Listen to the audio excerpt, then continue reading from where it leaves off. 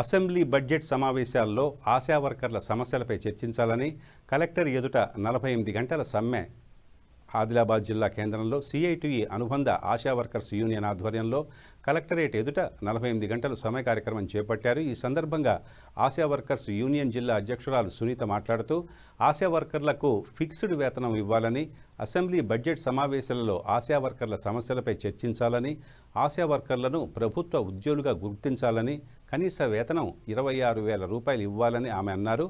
PF, ESI సౌకర్యం, insurance, ప్రమాద బీమా, 50 లక్షల సౌకర్యం కూడా కల్పించాలని డిమాండ్ చేస్తూ 48 గంటల నిరసన కార్యక్రమం చేపట్టడం జరిగిందని, ప్రస్తుతం ఉన్న 2 ప్రభుత్వాల ధోరణిల వల్ల జీతాలు సరిగ్గా రాక కుటుంబ పోషణ భారంగా అవుతుందని ఆమె తెలిపారు.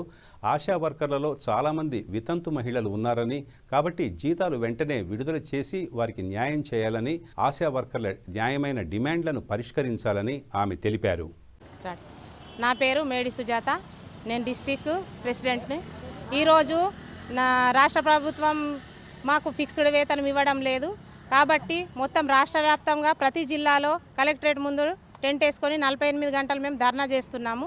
ఈ ధర్నా ముఖ్య ఉద్దేశం ఏంటంటే మాకు పనిని బట్టి పారితోషికం ఇస్తున్నారు, కానీ ప్రతి ఒక్క పని ఆశా వర్కర్లతో చేయిస్తున్నారు. ఏ పనిలో అన్నా ఆశా వర్కర్ ముందు ఉండాలి, కానీ ప్రతి పనికి పారితోషికం లేదు. పారితోషికం లేని అనేక పనులు చేయిస్తున్నారు.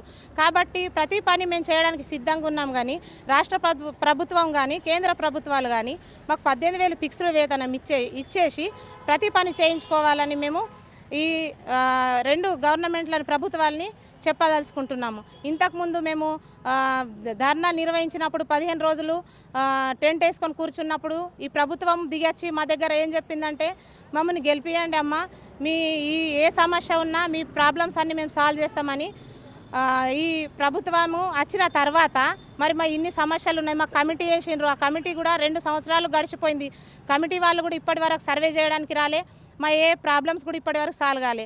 గత ప్రభుత్వం తెలంగాణ ప్రభుత్వం ఉన్నప్పుడు మాకు 2 సార్లు కాకుండా 3 సార్లు మాకు సాలరీ పెంచి 9,750 వరకు తెచ్చిండ్రు.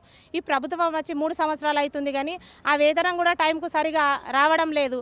3 నెలల నుంచి ఇప్పుడు మాకు పెండింగ్లో ఉన్నాయి వేతనాలు.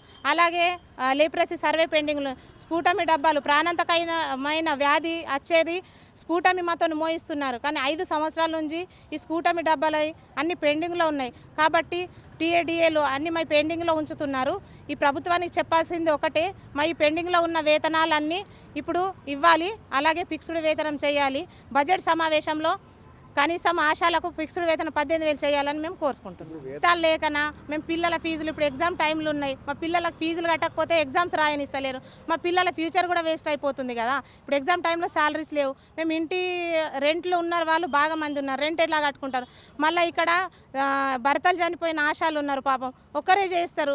వాళ్ళు ఇంట్లో సరుకులు ఎలా తెస్తారు, పిల్లలకు చదువు ఎట్లా చేయిస్తారు, లేకపోతే రెంట్లు ఎట్లా కడతారు. ఇవన్నీ సమస్యలు బాగా ఉన్నాయి. నెల వచ్చిందంటే మమ్మల్ని రెంట్ వాళ్ళు అడుగుతారు, రెంట్ ఇవ్వకపోతే రూమ్ ఖాళీ చేయమంటారు. అప్పుడు మా పరిస్థితి ఏంటి, మమ్మల్ని ఎవరు అర్థం చేసుకుంటారు. కాబట్టి ఈ ప్రభుత్వము మా ప్రాబ్లమ్స్ అన్నీ సాల్వ్ చేయాలని మేము కోరుకుంటున్నాం.